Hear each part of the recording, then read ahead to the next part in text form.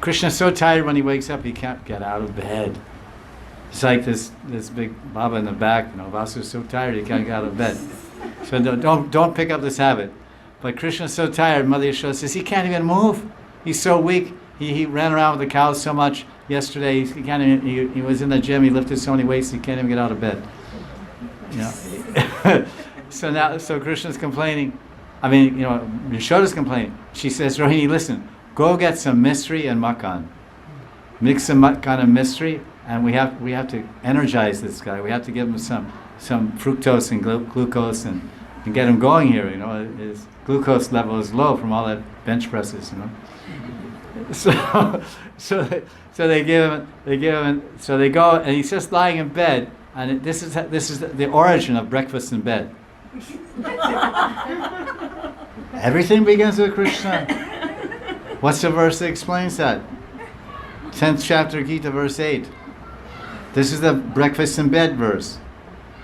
The origin of the breakfast in bed, verse 10:8. Aham sarvasya prabhava matad sarvam pravartate iti matva bhajantimam buddha bhava samanvitaha. Buddhi bhava samanvitaha? Acha?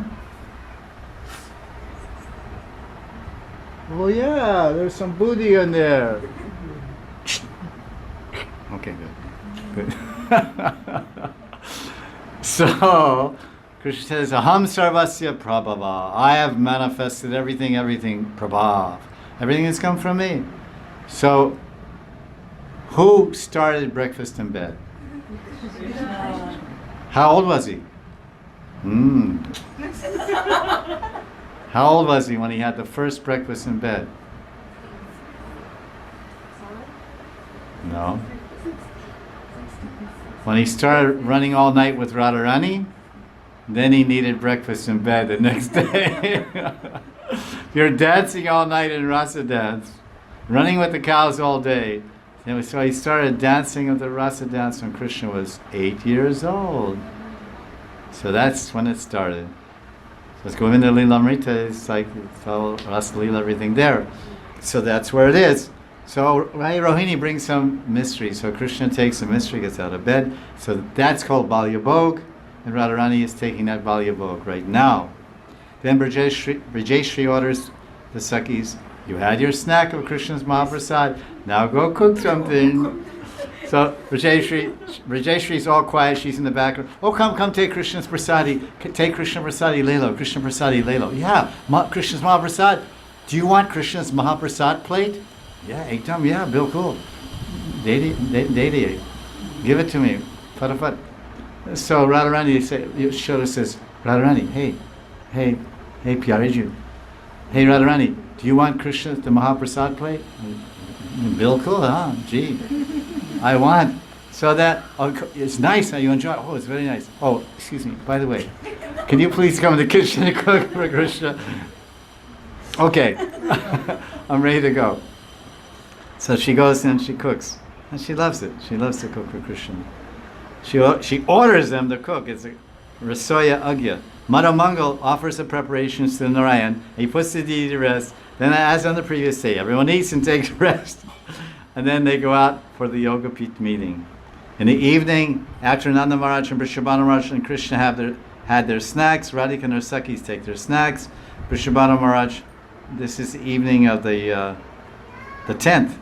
And then Vrishabhanu begs permission for Nanda Maharaj to leave and return home.